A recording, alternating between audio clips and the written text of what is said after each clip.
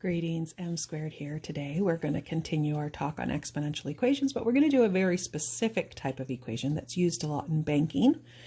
And we are going to have to learn some vocabulary if we haven't learned that. So here's our function model. We can tell it's exponential because of this exponent right here, and the t is our time in years. So that's how we can tell it's an exponential equation. So we have some words that you might not have heard before that we're going to have to understand what they mean. So P is principal, and that's again our initial amount. Remember, the initial amount went outside the parentheses, but principal is the beginning amount. So when you invest some money, principal would be what you invested in initially. Now there's two kinds of interest. Let me go through these other words and then we'll talk about the two kinds of interest. So we recognize R1. Our A is just the amount at the end of whatever time period we choose. Remember R1 from before, and R still stands for rate, but you'll notice this new little variable here, N. And N is talking about how many times interest it is compounded. So we want to talk about the two different kinds of interest. Simple interest is when you only pay interest on that initial amount. So we don't add interest and then take the interest on the principal and the interest. We just only give interest or charge interest on the principal amount. That doesn't happen very often. In fact, in banking, you don't have simple interest. You always have compounded interest, but different places will compound interest at a different time period. So you need to know those different time periods. But so I could do it monthly, like my savings account, every month I gain interest on it and they pay me once a month for the interest. Credit cards, they do an average daily balance. So they're charging you interest every day. So you can see how that would accrue a little bit faster than if I'm just charging it once a month. We want to make sure that we understand that N is the number of times per time period. So most of this is going to be years per year that interest is compounded. So that's where our N comes in. So if it says monthly, like my savings account, we would put a 12 for N would be 12. If it was daily, we'd say 365. Although some banks use 360. Some credit cards, they don't use 365, they use 360. Don't know why, but sometimes that's what happens. Even though there's really 365.25 days in a year, we're going to just use 365 if it says daily. We're not going to get too technical. So I went over what each of those things mean, and you will not have to memorize this formula. I will give it to you. I won't give you this part. I won't tell you what each thing is. You'll have to know that, but I won't make you memorize this formula, although it's fairly easy. It's just one more step from what we were doing before. So I'm going to give you a little example and show you. This little graph shows the difference between simple interest, which is linear, right? That's a linear model. It's just a little bit of interest on the principal every year just added on. So it's something added over and over again. Whereas exponential, this would be quarterly, which would be 4 times a year. It kind of goes up in an exponential curve. So these words are super important. If you're taking notes, you should be taking notes. Unless you know these words, you should write that down. So annually means one time a year. And that's what we were doing on our previous assignment. We didn't have any N. We just knew it was one time per whatever time period they gave us. Semi-annually would be 2 times a year. Quarterly would be 4 times a year. Monthly 12, bi-monthly 24, and daily 365. Now some of those make sense. I'm hoping you know that there's 12 months in a year. I'm hoping you know there are 365 days in a year. Bi-monthly, bi meaning 2, so that would be twice a month. And quarterly, there's 4 quarters in $1. That's how I remember that one. And semi-annually, semicircle is half a circle. So that means twice a year. We do it every 6 months. Okay, got to know those. Put them in your notes and memorize them. Okay, so most of you have heard of a CD, but probably not this kind of CD. Today we're going to talk about certificates of deposits. That is banking terminology for investing money in a special account. So it's different than a savings account. You have to put that money in for a certain time period, can't take it out without penalties. Unlike a savings account, you can put your money in and take it out whenever you want. But it gains more interest than a savings account. So a lot of people like to invest in CDs or certificates of deposit because it's a for sure thing. It's not variable like the stock market. You know, you're always going to get that percentage rate, what you agree on at the beginning of the term, at the end of the term, if you don't take it out, because then you get the penalties. So we're going to look at this formula that we use often in banking. It's an exponential formula. You're going to notice some similarities to what we were doing before. This is the amount we have at the end. This is the initial amount. It's got a P though, so that, remember, that stands for principal. And we got the R and the N, right? So don't forget, it looks a little bit different. And this is what we use anytime we're going to be compounding interest differently than once a year. So in this CD, our initial amount is $3,000.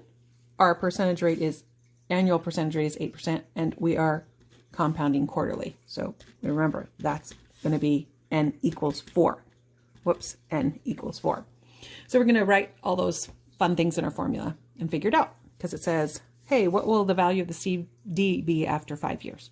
So we don't know, that's our A, but we know that we start with $3,000.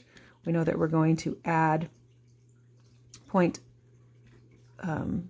know that our interest rate is 0.08 if we write it as a decimal. We know that our time is 5 years, but our N is 4. So these are the new pieces here.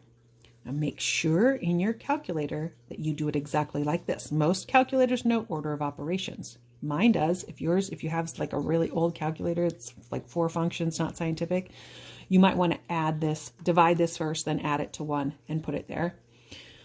But yeah, you couldn't do this with a non-scientific calculator, so I forgot about the exponent. It's not going to happen. Okay, so initial amount, 1 plus this, divided by N, interest rate divided by N, to the power of the time that we're talking about, times the times that it's compounded each year.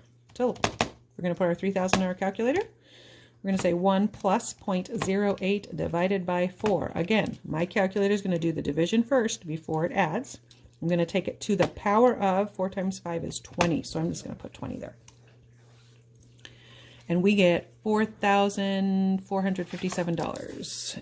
Okay. When I'm doing money, I like students to round to the nearest cent. Some directions sometimes will have you do it to the nearest dollar. So just watch the directions on that. You don't want to get it wrong because you didn't read directions. That happens to me a lot. Okay, so what will the CD be at the end of 20 years? When you have a question that's really similar to the other one, and you're just comparing two things, you can just go back into your calculator and change. So what would it, if it was 20 years, that means we would have 20 times 4 for our exponent, right? So that's 80. So if I go back, remember up here it was 20, if I go back and just change that 20 to an 80, it prevents me from having to write it all down. So I just use my backspace and I put little 80 in there instead of 20, and let's see. Now I'm up to $14,000. So let me write that amount down. $14,626.32. I said 32 because I'm rounding to the nearest penny. And that was 31 with a 7 after it. So you can see that leaving it in for 15 more years, I like triple my money pretty much. From the start, it's more than that, but from that 5 years. So when we go through this, make sure you're pausing and seeing if you can get the same amount in your calculator, because that's the really important thing. Writing the function, I'm assuming we can do that. We can plug in the N value, the R value, the P, but making sure you know how to use your calculator is key on this. So now it says, what would the value be after 20 years if the interest was compounded only semi-annually? So let's think about what that would be. That would have changed my 1 plus 0.08. I would have divided by 2, and then I would have taken my 20 years and timesed it by 2, which is going to be 40. But I can go back and change those things in my calculator if I still have it written in my calculator. So I'm going to go back and I'm going to change that 4 that was divided by the percent to a 2. And I'm going to go and change my 80, I think it was a 40, to a 40. And you'll see that that's $14,403.06. So let's write that down, $14,403.06. So when we compare these two numbers, we can see that actually compounding more often does make a difference. I mean, it's not huge, but if you had more money, it would be a bigger raise. But it was about, what, $220. Still, that's significant. That's more than a few trips to Dairy Queen. It says, what would the value be after 20 years if the interest was compounded daily? Okay, so we have to go back, and now our N is 365. So we're going to have 365 times 20. So 20 times 365. And I'll show you how to do that without moving your calculator back to using parentheses. So we're going to have 3,000 times 1 plus 0.08. And now we're going to divide it by 365. And then we're going to take that all to the power of 20 times 365.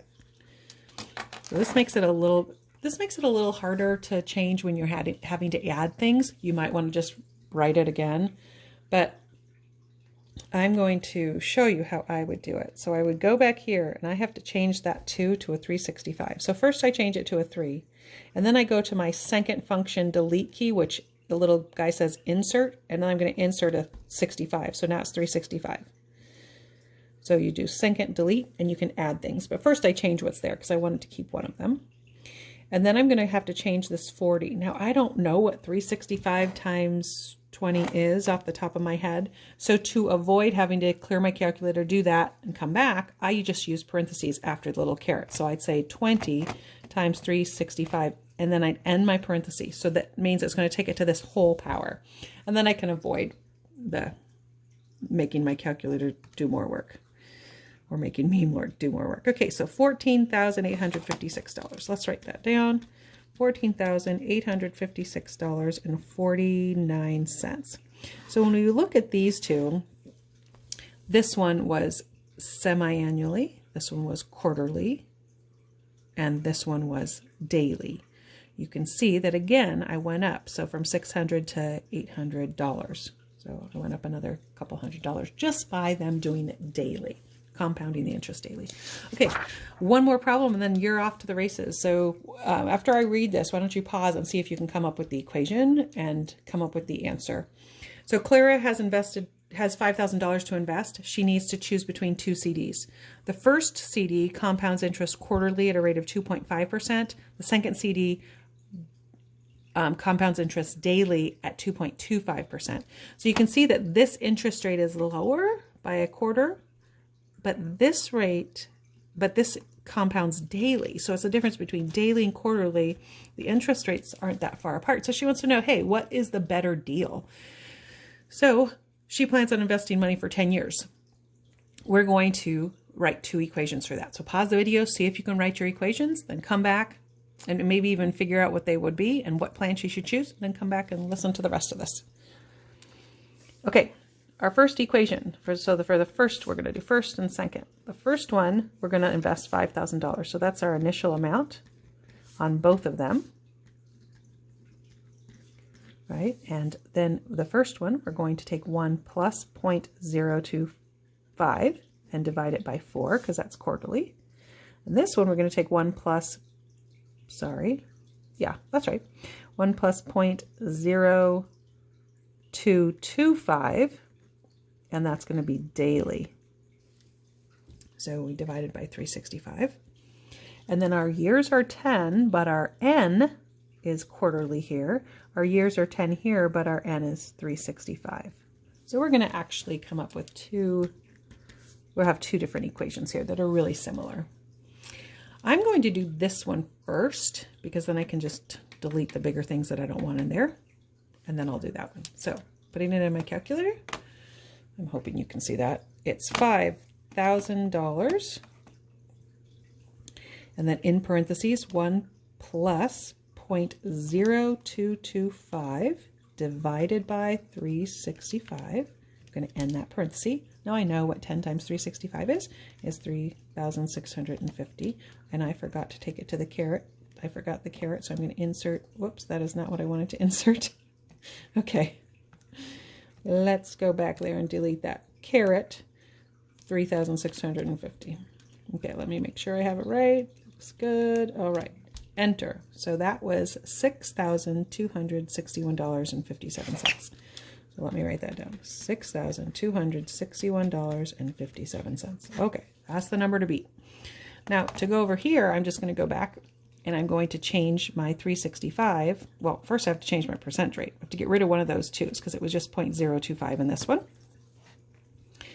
Then I have to change my 365 to 4, and my parenthesis, caret, and then I'm going to change my 3,650 to 40. So let's look back at it. It's 5,000 times 1 plus 0.025, that's the 2.5%, divided by 4 to the to the power of 40. And we get $6,415. $6,415.13. So which one is the better deal? Should she take the lower interest rate? I'm sorry, the higher interest rate quarterly or the lower interest rate daily? So you can see that this one's a couple $100 more than that one.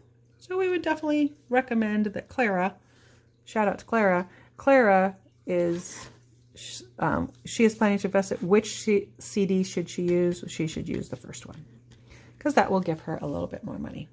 Okay, so you're going to have some examples like that. Make sure you know how to do this equation in your calculator before you get started on that homework. And let me know if you have any questions. M Squared, signing out.